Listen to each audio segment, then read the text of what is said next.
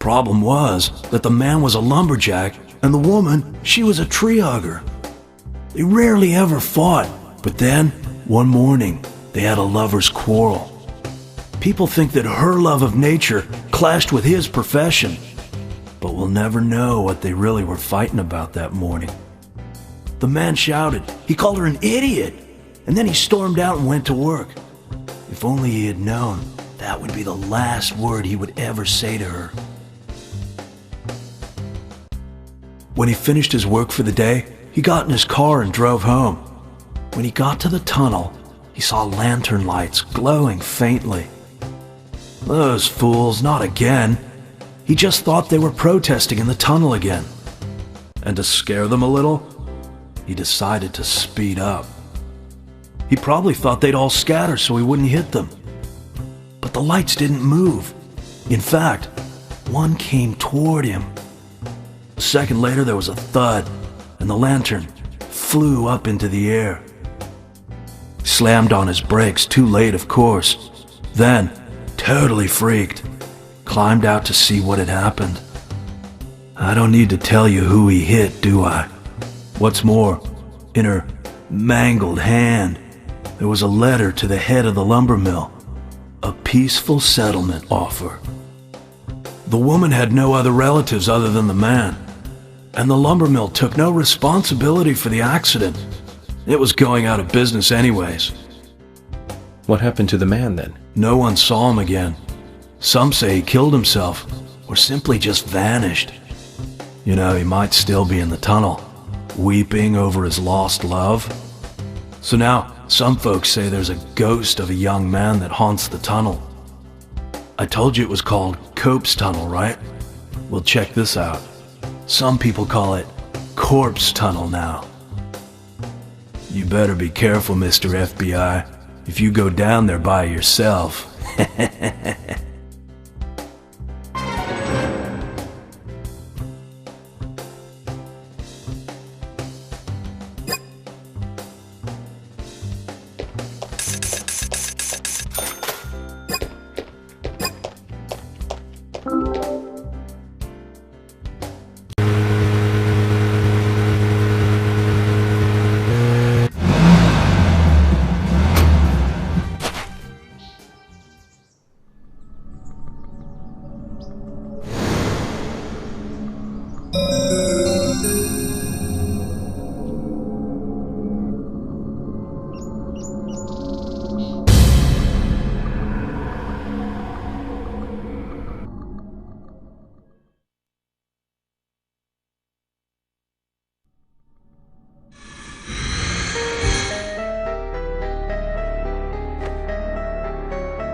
I saw you.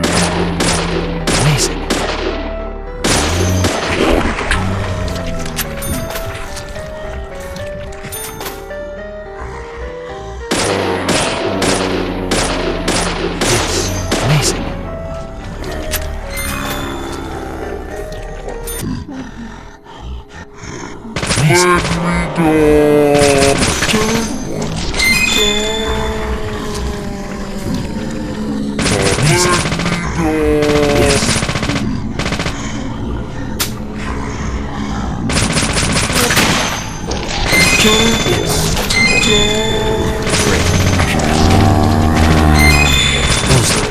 Amazing. Yes.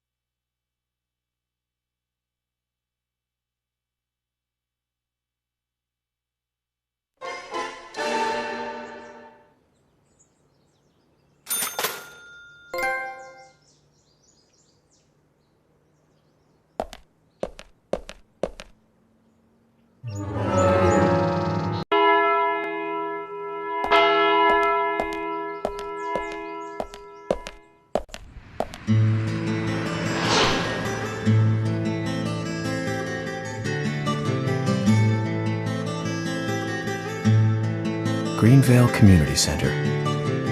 Now that's an impressive building. The clock tower is impressive too.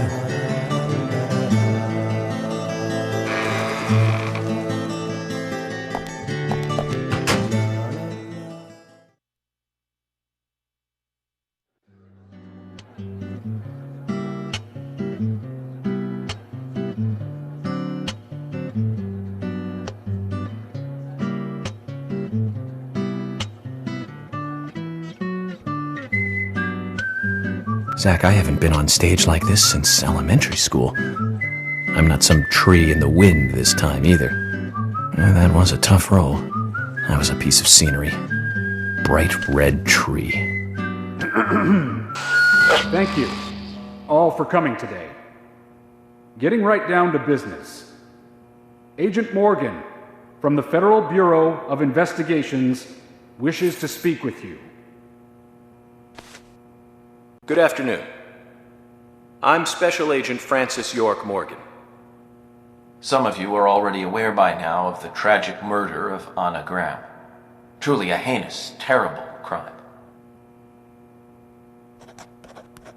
I've come to this town to solve the murder of this young, beautiful girl, and to bring the one responsible to justice.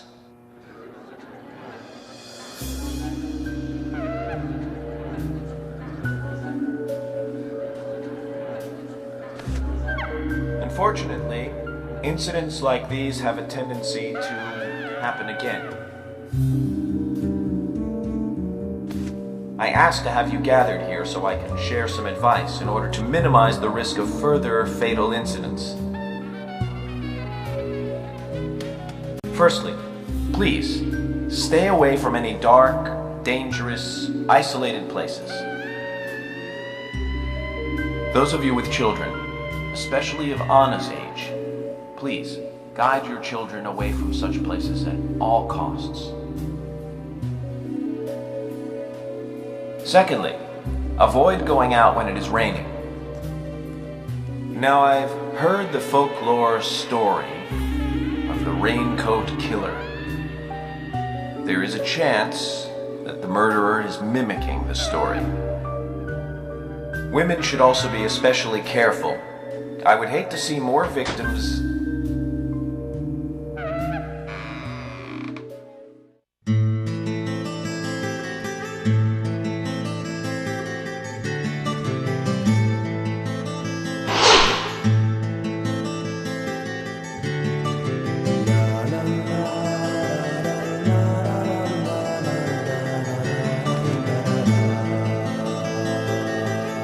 Who's the fashionably late one?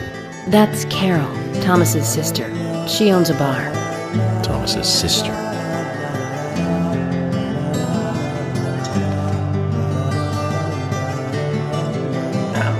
Excuse me. So, as I have said, avoid going outside when it is raining. Young women should be especially careful. Report anything or anyone suspicious immediately. The murderer will be caught and brought to justice. But you must all remain on guard until we do so. That's all I have to say. Thank you.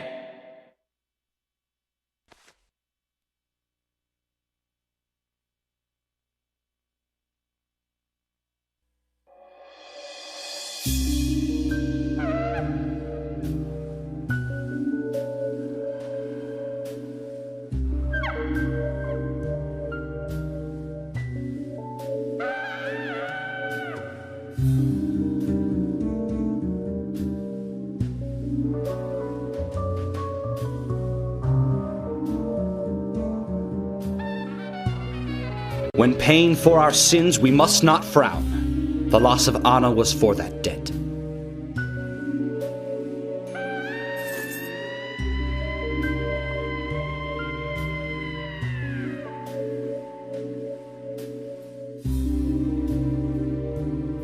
When purple fog covers our town, we'll all wander in hell, I fret. So says Mr. Stewart.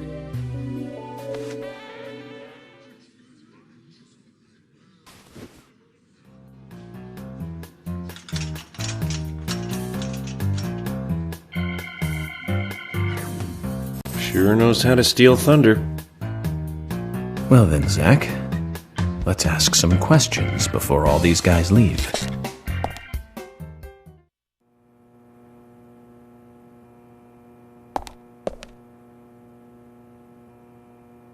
Agent Morgan, here's your chance to get to know some of the townsfolk. Don't let it go to waste.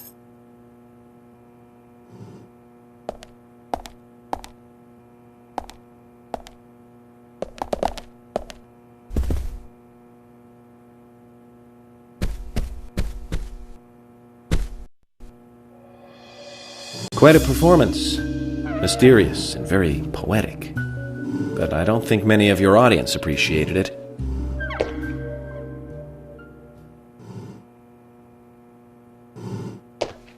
Mr. Francis York Morgan, the purple fog appears with rain, soiling and ruining our town. The evil does not drain. Find out why the town is soiled. Remove the source from which it boiled. Then and only then your case is solved. But for this to happen, to solve the crime, the proper must do the proper at the proper time. It is not yet mine, that is, Mr. Stewart's time, not mine. But if you, Mr. York, find the right timing to chat with me, that is, with Mr. Stewart, may that be. Informative and fruitful, you will see. So says Mr. Stewart. So, Harry, you know something. But there's some reason why you can't tell me yet. Is that what you're trying to say? Cut the poetic rubbish, Harry, and tell us what you know. We could force you to talk, you know.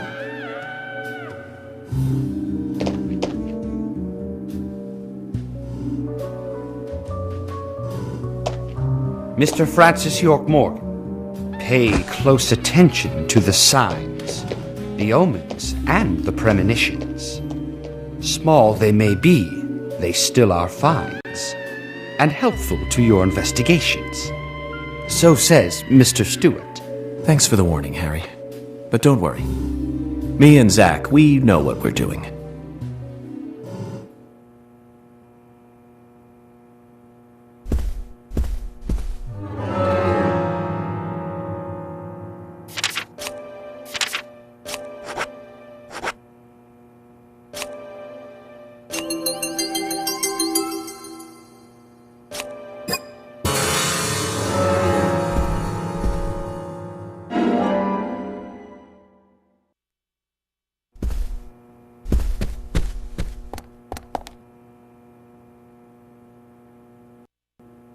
Agent York, your words really made me think about Anna's death again. How could one do such a terrible thing? I'm still in shock. Thomas, I forgot to ask. You don't have a tattoo on your back, do you? Tattoo? I do, actually. But why? Could you show it to me, please? What? Now? Here? Yes, please. This is vital for our investigation.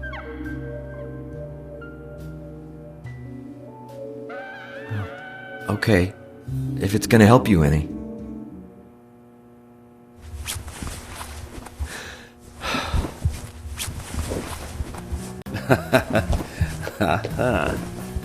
Well, I'm wondering who G is now, but aside from that... Did it tell you anything? It told me that you didn't kill Anna. Of course not. What are you saying?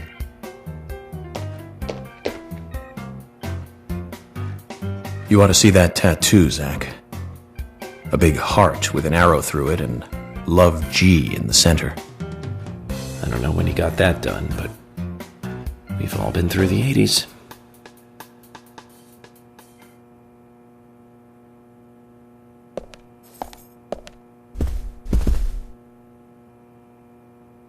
Agent York, are you finished asking questions yet? When you're done, let me know. We'll all get dinner.